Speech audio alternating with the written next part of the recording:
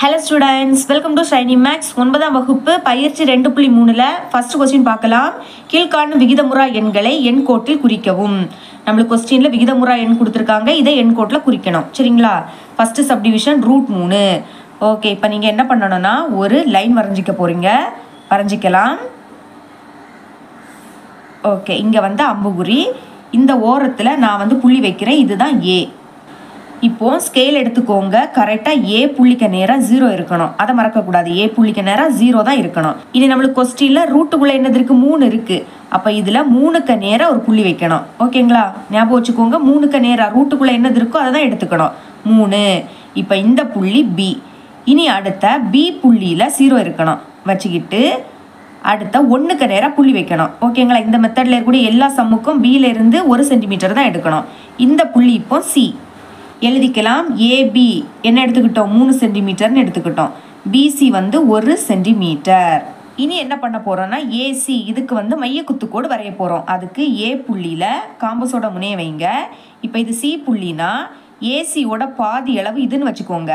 மைய குத்துக்கோடு வரையணும்னா பாதிக்கு மேலே அளவெடுக்கணும். உங்க விருப்பம் தான். ஆனால் பாதிக்கு மேலே இருக்கணும். அளவெடுத்து மேலே ஒரு வில், அதே மாதிரி கீழேயும் ஒரு வில்.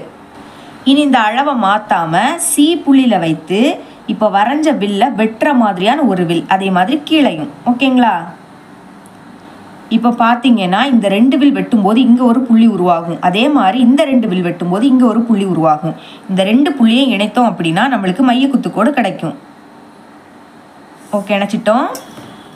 இந்த மைய குத்துக்கோடு இந்த கோடுல வெட்டும் போது இங்க ஒரு புள்ளி உருவாகுது. பாத்தீங்களா? இந்த புள்ளி தான் O. அதை நம்ம எழுதிக்கலாம். இனி காம்பஸோட முனையை கரெக்டா O புள்ளியில வைங்க. வச்சுக்கிட்டு பென்சிலோட முனை A புள்ளியில இருக்கணும். ஓகே, கரெக்டா இருக்கான்னு பாருங்க. ஓகே, எனக்கு கரெக்டா இருக்கு. அதே மாதிரி இந்த சைடு திருப்பினீங்கன்னா பென்சிலோட முனை C புள்ளியிலையும் இருக்கும். சரிங்களா? இப்போ AC இதுல படுற மாதிரி ஒரு அரைவட்டம் வரைஞ்சிக்க போறோம். வரைஞ்சிட்டோம். அடுத்து B புள்ளியிலேருந்து ஒரு செங்குத்துக்கோடு வரைய போகிறோம். அதுக்கு பாகைமானி எடுத்துக்கோங்க. கரெக்டாக B புள்ளியில் இருக்கணும். சரிங்களா? கரெக்டாக இருக்குது. பார்த்தீங்களா? இப்போ இதில் இருந்து 90 டிகிரியில் ஒரு புள்ளி, இங்கே 90 டிகிரி இருக்குது. அதுக்கு நேராக புள்ளி வச்சுக்கலாம். இப்போ B புள்ளியையும் இந்த புள்ளியையும் இணைத்து ஒரு கோடு வரைஞ்சிக்கலாம். ஓகே, வரைஞ்சிட்டேன். ஞாபகம் வச்சுக்கோங்க. இந்த மாடலில் செய்யக்கூடிய எல்லா கணக்குக்குமே Bல இருந்து பாகைமானி வைத்து இங்கே வந்து 90 டிகிரியில் ஒரு புள்ளி வைக்கணும். ஓகேங்களா? இப்போ இந்த கோடு இந்த அரைவட்டத்தில் படும்போது இங்கே ஒரு புள்ளி உருவாகுது. இந்த புள்ளி D. இப்போ இந்த D புள்ளியையும் O புள்ளியையும் இணைத்து கோடு வரையலாம். வரைஞ்சிட்டேன். இனி காம்பஸோட முனை B புள்ளியில் வைங்க. பென்சிலோட முனை இப்போ D புள்ளியில் இருக்கணும். D புள்ளி இங்கே இருக்குது. அதில் கரெக்டாக பென்சிலோட முனை இருக்கணும். நான் இங்கே ஸ்கெட்சில் வரைகிறேன். ஆனால் நீங்கள் பென்சிலால் மட்டும் தான் வரைஞ்சிக்கணும். இப்போ இங்கே ஒரு வில் வெட்டிக்கலாம். அந்த வில் இந்த கோட்டு துண்டில் படணும். ஓகேங்களா? ஓகே, இந்த கோடில் படுற மாதிரி வரைஞ்சிக்கோங்க. இப்போ இந்த கோடில் படும்போது இங்கே ஒரு புள்ளி உருவாகுதா? இந்த புள்ளி தான் E. நம்மளுக்கு கொஸ்டினில் √3 குறிக்க சொல்லியிருக்காங்க. இதில் √3 எதுனா BD, இதுதான் √3. அதே மாதிரி BD இதுவும் BE இதுவும் சமமாக இருக்கும். இதுவும் √3 தான். அதை தனியாக எடுத்து எழுதிக்கலாம். எழுதிக்கிறேன் பாருங்க. BD = BE ரெண்டுமே என்னது? √3. இதோட வரைமுறை பாருங்க. இதை எப்படி வரைஞ்சோமோ அதை இங்கே நான் எழுதியிருக்கேன். வரைமுறை: ஒரு நேர்கோடு வரைந்து அதில் A என்ற புள்ளியை குறித்தேன். அடுத்த AB = 3 சென்டிமீட்டர் என கொண்டு B என்ற புள்ளியை குறித்தேன். BC = 1 சென்டிமீட்டர் என்ற அலகுக்கு ஒரு கோடு வரைந்து அதை C என குறித்தேன். ACக்கு மைய குத்துக்கோடு வரைந்து அதன் மைய புள்ளியை O என குறித்தேன். அடுத்து Oவை மையமாகவும் OC = Oயை ஆரமாகவும் கொண்டு அரைவட்டம் வரைந்தேன். ABக்கு செங்குத்தாக Bயில் BD என்ற கோடு வரைந்தேன். இப்போது BD = √3. இதை எண் கோட்டில் BE = BD = √3 என குறித்தேன். இதுதான் இதோட வரைமுறை. எழுதிக்கோங்க. Second subdivision √4.7. ஓகே, ஃபர்ஸ்ட் என்ன பண்ணணும்? ஒரு கோடு வரைஞ்சிக்கணும். சரிங்களா? வரைஞ்சிக்கலாம். இங்கே அம்புகுறி, இந்த ஓரத்தில் ஒரு புள்ளி, இதுதான் A. அடுத்து ஸ்கேல் எடுத்துக்கோங்க. இப்போ A புள்ளிக்கு நேரம் 0 இருக்கணும். சரிங்களா? A புள்ளிக்கு நேரம் 0 இருக்கணும். இனி ரூட்டுக்குள்ள என்னது இருக்கு? 4.7. 4.7க்கு நேரம் புள்ளி வைக்கணும்.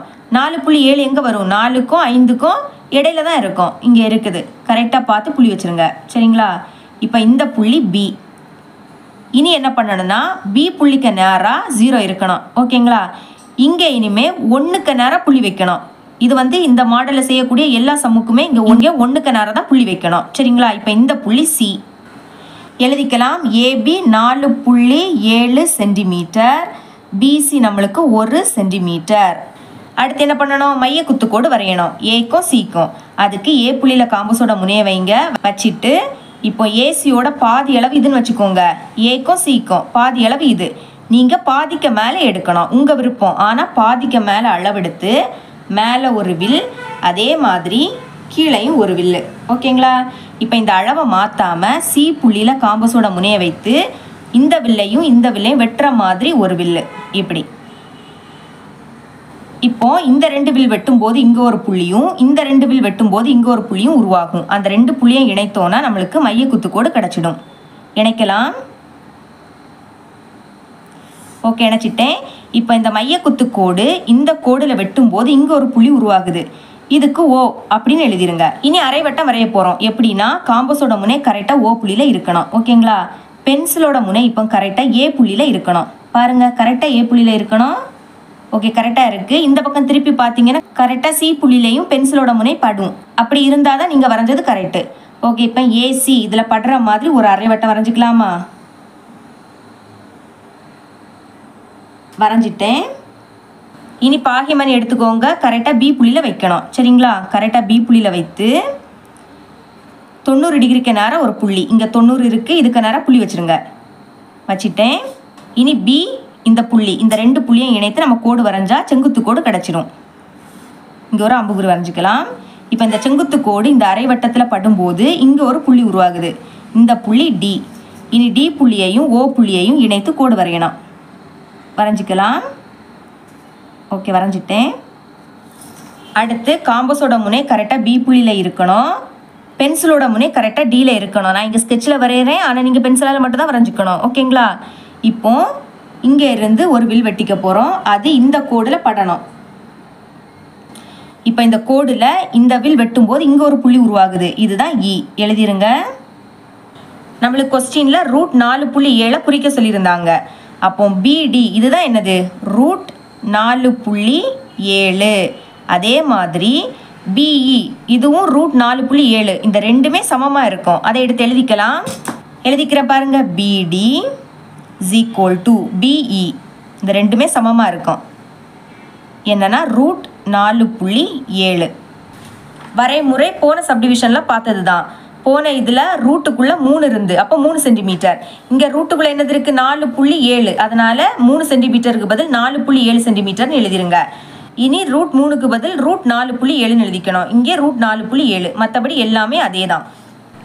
Third subdivision √6.5 வரைஞ்சிக்கலாம். ஃபஸ்ட்டு நம்ம கோடு வரையணும். ஓகே, வரையலாமா? இனி இங்கே அம்புகுறி, இந்த ஓரத்தில் ஒரு புள்ளி, அதுதான் ஏ. இனி என்ன பண்ணணும்? ஸ்கெயிலில் ஏ புள்ளிக்கு நேரம் 0 இருக்கணும். சரிங்களா? ஏ புள்ளிக்கு நேரம் 0. அடுத்த ரூட்டுக்குள்ளே என்னது இருக்குது? 6.5. 6.5ல் புள்ளி வைக்க போகிறோம். 6.5 6க்கும் 7க்கும் நடுவில் இருக்கும். சரிங்களா? புள்ளி வச்சுருங்க. இதுதான் நம்மளுக்கு பி. இனி என்ன பண்ணணும்? பி புள்ளியில் அதுக்கு நேரம் 0 இருக்கணும். அடுத்த 1க்கு நேரம் புள்ளி வைக்கணும். சரிங்களா? இதுதான் நம்மளுக்கு இப்போ சி. எழுதிடலாம். ஏபி நம்மளுக்கு 6.5 சென்டிமீட்டர், பிசி எப்போவுமே 1 சென்டிமீட்டர் தான். இனி மைய குத்துக்கோடு வரைய போகிறோம். காம்பஸோட முனை கரெக்டாக ஏ புள்ளியில், ஏசிக்கு தான் மைய குத்துக்கோடு வரைய போகிறோம். அப்போ ஏசியில் இது பாதி அளவு. சரிங்களா? நீங்கள் பாதிக்கு மேலே எடுக்கணும். அதை எப்போவுமே மறக்கக்கூடாது. பாதிக்கு மேலே தான் எடுக்கணும். ஓகே, இங்கே ஒரு வில், அதே மாதிரி கீழையும் ஒரு வில்லு. சரிங்களா? இனி இந்த அளவை மாற்றாமல் சி புள்ளியில் வைத்து இந்த வில்லை வெட்டுற மாதிரி ஒரு வில்லு, அதே மாதிரி இந்த வில்லையும் வெட்டுற மாதிரி ஒரு வில்லு. இனி நம்ம இந்த வில் வெட்டும்போது இங்கே ஒரு புள்ளியும், இந்த 2 வில் வெட்டும்போது இங்கே ஒரு புள்ளியும் உருவாகும். அந்த 2 புள்ளியும் இணைத்து கோடு வரைஞ்சிடலாம். இதுதான் நம்மளுக்கு மைய குத்து கோடு.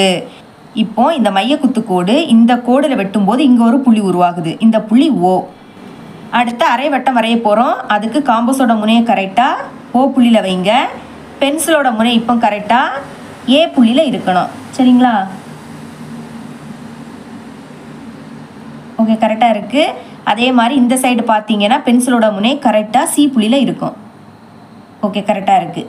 இப்போ ஏசி இதில் படுற மாதிரி ஒரு அரை வட்டம் வரைஞ்சிட்டோம். இனி பாகைமானி எடுத்துக்கோங்க. கரெக்டாக பி புள்ளிக நேரம் வைங்க. ஓகே, இப்போ என்ன பண்ணணும்? 90 டிகிரிக்கு நேரம் புள்ளி, இது 90, இதுக்கு நேரம் புள்ளி வச்சுருங்க. இப்போ பி இந்த புள்ளி, இந்த 2 புள்ளியை இணைத்து கோடு வரைஞ்சால் நம்மளுக்கு செங்குத்து கோடு கிடைக்கும். இங்கே ஒரு அம்புகுறி. இப்போ இந்த செங்குத்து கோடு இந்த அரை வெட்டத்தில் வெட்டும் போது இங்கே ஒரு புள்ளி உருவாக்குது. இந்த புள்ளி தான் டி. இப்போ இந்த டி புள்ளியையும் ஓ புள்ளியையும் இணைத்து கோடு வரைஞ்சிக்கலாம். வரைஞ்சிட்டேன். அடுத்து காம்பஸோட முனை பி புள்ளியில், பென்சிலோட முனை டி புள்ளியில். இப்போ ஒரு வில் வெட்டிக்க போகிறோம். அது இந்த கோடில் படணும். சரிங்களா? ஓகே, இப்போ இந்த கோடில் இந்த வில் வெட்டும் போது இங்கே ஒரு புள்ளி உருவாகுதா, அதுதான் இ. நமக்கு கொஸ்டினில் √6.5 குறிக்க சொல்லியிருக்காங்க. அப்போ பிடி இதுதான் என்னது? √6.5. அதே மாதிரி பிஇ இதுவும் √6.5 தான். அதை நம்ம தனியாக எடுத்து எழுதிக்கலாம். எழுதிக்கிறேன் பாருங்க. பிடி = அதே தான் பிஇ, ரெண்டுமே சமமாக இருக்கும். ரெண்டுமே என்னது? √6.5 தான். இனி வரைமுறை இதுவும் அதே தான். 3 சென்டிமீட்டருக்கு பதில் என்ன எழுதிக்கணும்? ரூட்டுக்குள்ளே 6.5 கொடுத்துருக்காங்க, 6.5 சென்டிமீட்டர்னு எழுதிக்கணும். இங்கே √3க்கு பதில் √6.5, அதுதான் நம்மளுக்கு கொஸ்டினில் கொடுத்துருக்காங்க. இங்கே √6.5. சரிங்களா? இப்படி எழுதிக்கோங்க. இவ்வளோ தான் இதோட ஆன்சர். 2வது கொஸ்டின் பார்க்கலாம். கீழ்காணும் எண்களுக்கு இடையே உள்ள எவையேனும் இரு விகிதமுறா எண்களை காண்க. நமக்கு இங்கே 2 எண்கள் கொடுத்துருப்பாங்க. இதுக்கு இடையில இருக்கக்கூடிய ஏதாவது 2 விகிதமுறா எண்கள் கண்டுபிடிச்சாலே போதும். சரிங்களா? ஃபஸ்ட்டு சப்டிஷன் சால்வ் பண்ணலாம். நமக்கு இங்கே அடுத்த ஸ்டெப்லேயே ஆன்சர் வந்துடும். அப்போ எழுதிக்கலாம். தேவையான இரு விகிதமுறா எண்கள். பாருங்க, ஃபர்ஸ்ட் என்ன பண்ணணும்னா 2லேயும் சேமாக இருக்கக்கூடியதை எழுதிக்கணும். இங்கேயும் 0 இருக்குது, அங்கேயும் 0, அப்போ 0. இனி இங்கேயும் புள்ளி இருக்குது, இங்கேயும் அடுத்த புள்ளி தான் இருக்குது, அப்போ நம்மளும் புள்ளி போட்டுக்கணும். அதுக்கு பிறகு இங்கே 30 இருக்குது, இங்கே 30, அதனால் 30ன்னு எழுதிருங்க. எப்போவுமே புள்ளிக்கு அடுத்து இருக்கக்கூடியதை 30, 20 இப்படியெல்லாம் சொல்லக்கூடாது. சரிங்களா? 3, 0 இப்படி தான் சொல்லணும். உங்களுக்கு புரியதுக்காக தான் நான் இப்படி சொல்லிக்கிட்டேன். ஓகே, 2லேயும் 30 இருக்குது, எழுதியாச்சு. இனி அடுத்து என்னது இருக்குது? இங்கே 10 இருக்குது, அங்கே 20 இருக்குது. நம்மளுக்கு கொஸ்டினில் இடையே இருக்கக்கூடியதான் கேட்குறாங்க. அப்போ 10ஐயும் எடுத்துக்கக்கூடாது, 20ஐயும் எடுத்துக்கக்கூடாது. 10க்கு அடுத்து என்ன வரும்? 11. அதை எடுத்துக்கலாம். புக் பேக் ஆன்சரில் 12 கொடுத்துருக்காங்க. 11க்கு அடுத்த 12 வரும். அப்போ நம்ம 12 எழுதிக்கலாமா? இனி 10க்கு பதில் நம்ம 12 எழுதிட்டோம். அடுத்து என்னது இருக்குது? ஒரு 0 எழுதிருங்க. இனி 2 வாட்டி 1 இருக்குது. நம்ம இங்கே 2 எழுதுனனால 2 வாட்டி 2 தான் எடுத்து எழுதிக்கணும். சரிங்களா? இங்கே 2 வாட்டி 1 இருக்குது. நம்ம இங்கே 2 இருக்கிறதுனால 2 வாட்டி 2ன்னு எடுத்து எழுதிக்கணும். அடுத்த 0 அப்படியே வந்துடும். 3 வாட்டி 0 இருக்குது, அதை அப்படியே எடுத்து எழுதிருங்க. இனி 3 வாட்டி 1 இருக்குது. நம்ம என்ன எழுதணும்? 3 வாட்டி 2 தான் எடுத்து எழுதிக்கணும். 2, 2 இப்படி போயிட்டே இருக்கும். சரிங்களா? மற்றும் இனி அடுத்த விகிதமுறா எண் கண்டுபிடிக்கலாமா? அதே மாதிரி தான். 0.30 அப்படியே வந்துடும். இனி 12க்கு அடுத்து என்ன வரும்? 13. அடுத்த ஒரு 0. இங்கே 2 இருக்கிறதுனால 2 எழுதிக்கிட்டோம். இங்கே 3 இருக்கிறதுனால 3 தான் எழுதணும். 2 வாட்டி 3. அடுத்த 3 0 அப்படியே வந்துடும். இனி இங்கே 3 வாட்டி 2 இருக்குது. நம்ம 3 எழுதிக்கிட்டனால 3 வாட்டி 3 தான் எழுதிக்கணும். இப்படி போயிட்டே இருக்கும். அப்போ கொஸ்டினில் கேட்ட மாதிரி 2 விகிதமுறா எண்களை கண்டுபிடிச்சிட்டோம். செகண்ட் சப்டிவிஷன் இங்கே தந்திருக்கக்கூடிய 2மே பின்னத்தில் கொடுத்துருக்காங்க. போன சப்டிவிஷனில் தசம எண்ணா கொடுத்துருக்கனால இதை நம்ம தசம எண்ணா மாற்றணும். அதாவது புள்ளி வச்சு எழுதிக்கணும். சரிங்களா? இப்போ பாருங்க, 6/7 தசம எண்ணா மாற்றணும்னா வகுத்தாலே போதும். ஞாபகம் வச்சுக்கோங்க, எப்போவுமே கீழே இருக்கக்கூடியதை வெளியே எழுதிக்கணும், மேலே இருக்கக்கூடியதை உள்ளே எழுதிக்கணும். 7 விடைக்கும் 6 சின்ன நம்பர், அதனால புள்ளி வச்சுக்கிட்டு 0 வரைக்கிடலாமா? இப்போ 60ல் 7 எத்தனை வாட்டி இருக்கும்? 8 வாட்டி. 8 7 56. கழிச்சா நம்மளுக்கு 4 கிடைக்கும். புள்ளி இருக்கிறதுனால 0. 40ல் 7 5 வாட்டி இருக்குது. 7 5 35. கழிச்சா 5 கிடைக்கும். புள்ளி இருக்கிறதுனால 0. இனி 50ல் 7 7 வாட்டி இருக்குது. 7 7 49. கழிச்சா 1 கிடைக்கும். இப்படி போயிட்டே இருக்கும். நம்ம புள்ளிக்கு பிறகு ஒரு 3 நம்பர் கண்டுபிடிச்சா போதும். புள்ளிக்கு முன்னாடி எதுவும் இல்லாட்டா 0. அப்போ எடுத்து எழுதிருங்க. 0.8 5 7 எக்ஸெட்ரா. இதே மாதிரி 12/13 இதே சால்வ் பண்ணலாமா? ஓகே, பாருங்க, கீழே இருக்கக்கூடிய 13 வெளியே எழுதிக்கணும், மேலே இருக்கக்கூடிய 12 உள்ளே எழுதிக்கணும். 13 விடைக்கும் 12 சின்ன நம்பர், அதனால புள்ளி வச்சுட்டு 0 இறக்கிடலாம். 120ல் 13 9 வாட்டி இருக்கும். 9/13 117. அப்போ கழிச்சா என்ன கிடைக்கும்? 3 கிடைக்கும். இனி புள்ளி இருக்கிறதுனால 0. 30ல் 13 2 வாட்டி தான் இருக்கும். 13 2 பெருக்குனா 26. கழிச்சா 4 கிடைக்கும். புள்ளி இருக்கிறதுனால 0. இனி 40ல் 13 3 வாட்டி இருக்கும். 3 13 பெருக்குனா 39. கழிச்சா 1 கிடைக்கும். இப்படி போயிட்டே இருக்கும். நம்மளுக்கு 3 நம்பர் கிடைச்சனால ஸ்டாப் பண்ணிக்கலாம். புள்ளிக்க வேண்டிய எதுவும் இல்லாட்டா 0. அப்போ இதை எடுத்து எழுதிருங்க. 0.92 எக்ஸெட்ரா. இனி கண்டுபிடிக்கலாம். எழுதிக்கிறேன் தேவையான இரு விகிதமுறா எண்கள். ஃபர்ஸ்ட் என்ன சொன்னேன், ரெண்டுலேயும் சேமாக இருக்கக்கூடியதை முதல்ல எடுத்து எழுதிக்கணும். இங்கேயும் 0 அங்கேயும் 0. அப்போ எடுத்து எழுதிருங்க 0. அடுத்த ரெண்டுலேயும் புள்ளி இருக்கனால புள்ளி. இப்போ புள்ளிக்கு அடுத்த இங்கே 85 இருக்குது, இங்கே 92 இருக்குது. அதனால இதுக்கு இடையில உள்ளதை தான் பார்க்கணும். 85க்கு அடுத்து என்ன வரும், 86 எழுதிக்கலாம். இதுக்கு பிறகு என்ன எழுதணும்னா போன சம் எப்படி சால்வ் பண்ணமோ அதே மாதிரி தான். 6க்கு அடுத்த 1 எழுதிக்கணும். இனி 6 இங்கே இருக்கிறதுனால 2 வாட்டி 6. அடுத்த 1 ஒரு வாட்டி தானே இருக்குது, 2 வாட்டி 1 எழுதுங்க. இதுக்கு பிறகு 6 3 வாட்டி எழுதிக்கணும். அதுக்கு பிறகு 1 3 வாட்டி எழுதிக்கணும். இப்படி போயிட்டே இருக்கும். புரியுதுல? ஃபர்ஸ்ட் நம்ம 86 எழுதணும். இங்கே வந்து 6 இருக்குது. அதுக்கப்புறம் நம்ம 1 எழுதிக்கணும். இனி 6 2 வாட்டி எழுதிக்கணும். அதுக்கு பிறகு 1 ஒரு வாட்டி தானே இருக்குது, 1 அடுத்த 2 வாட்டி எழுதணும். இனி 6 3 வாட்டி எழுதணும், 1 3 வாட்டி எழுதணும். இப்படி போயிட்டே இருக்கும். மற்றும் இதே மாதிரி 0.86க்கு அடுத்து என்ன வரும், 87. இனி 6 இருக்கக்கூடிய இடத்துல 7ன்னு எழுதிட்டாலே போதும். 1 அப்படியே வந்துடும். 6க்கு பதில் 7, இன்னொரு 7, அடுத்த 2 வாட்டி 1. இனி 3 வாட்டி 6 இருக்குது. அப்போ 3 வாட்டி 7ன்னு எழுதிக்கணும். அதுக்கு பிறகு 3 வாட்டி 1 இருக்குது. இப்படி போயிட்டே இருக்கும். அப்போ கொஸ்டினில் கேட்ட 2 விகிதமுறா எண்களை கண்டுபிடிச்சிட்டோம். சரிங்களா? Third subdivision. இதை தசம எண்ணா மாற்றணும். ரூட்டுக்குள்ளே இருக்கிறத எப்படி தசம எண்ணா மாற்றுறதுன்னா நீள் வகுத்தல் முறையில் சால்வ் பண்ணணும். சரிங்களா? ஓகே, 2 உள்ளே எடுத்து எழுதிருங்க.